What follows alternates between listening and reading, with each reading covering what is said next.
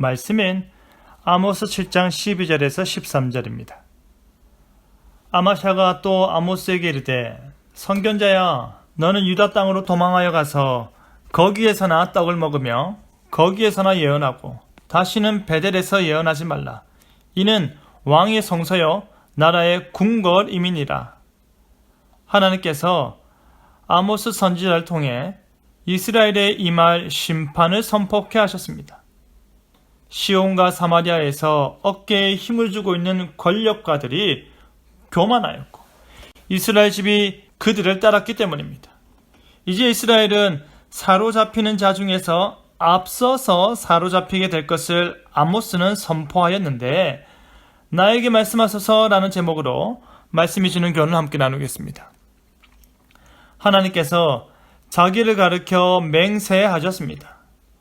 영원히 변치 않으시는 하나님께서 자기 자신을 걸고 맹세했다는 것은 하나님께서 그 맹세하는 바를 반드시 이루시겠다라는 자신의 주권적 의지를 드러내시는 것입니다.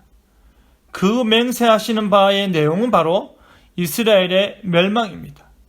하나님께서 택하시고 하나님께서 구원하시고 하나님께서 복주사 은혜 가운데 살게 하신 이스라엘이 누렸던 모든 영광은 이제 오만과 자만으로 변질되어 버렸기 때문입니다. 하나님이 베푸셨지만 하나님은 지우고 자신들이 그 중심에 서고자 했기에 결국 그들이 자랑스럽게 여기고 그들이 세상에서 고개에 힘줄 수 있었던 풍요로움이 모두 빼앗기고 말 것이 선포된 것입니다. 이에 이스라엘의 왕 여로보암이 베델의 제사장 아마샤를 아모스에게 보내었습니다. 제사장 아마샤는 왕의 보냄을 받아 아모스 앞에 서서 왕의 마음을 전하였습니다. 아마샤는 아모스를 질책하기를 아모스가 왕을 모반한다 하였습니다. 백성들을 선동하여 반란을 모의한다는 한다는 것입니다. 여로보암의 멸망을 예고하니 여로보암 편에 서서 그에게 좋은 말을 하는 세력들은 위기의식을 느낄 수밖에 없는 것입니다.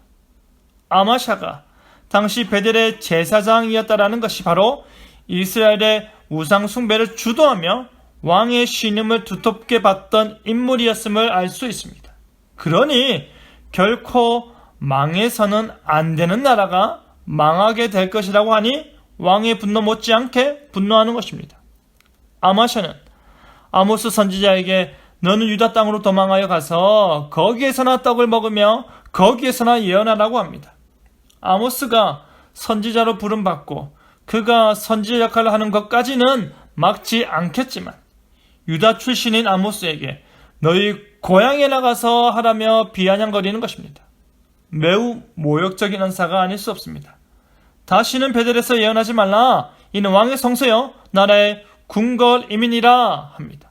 이 말은 베델에서 예언하는 일은 내가 할 테니 베델에서 선지자는 나 아마샤로 족하니 너는 여기서는 하지 말라는 것입니다. 그리고 베델은 왕의 성소고 왕의 궁궐임을 강조하여 말하면서 왕이 거하는 곳에서 너 같은 자가 예언하는 것은 용납이 안 되니 여기는 나와 같이 왕이 친애하는 자에게 맡기고 너는 너를 인정해주는 곳에 가서 예언하라고 합니다. 한마디로 말해 여기는 넘보지 마라. 여기는 너가 있을 곳이 아니다.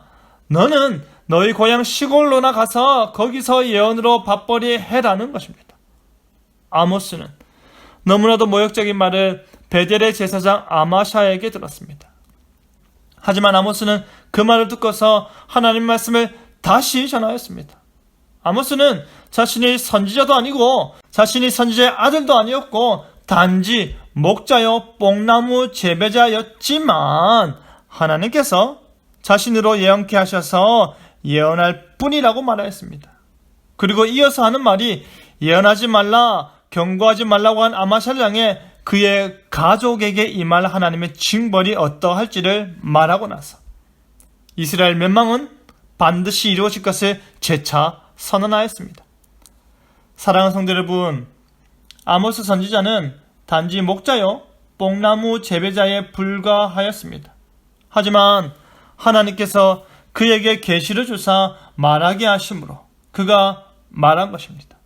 그것은 이스라엘의 교만과 자랑이 하나님의 은혜를 잊고 그의 계명을 어기는 어리석음이 되었기에 심판받는다는 것입니다. 여로보암 왕은 그 말이 듣기 싫어서 아마샤를 보내어 아모스의 입을 닫게 한 것입니다. 여러분도 마음에 찔림이 있는 하나님의 말씀이 싫으십니까?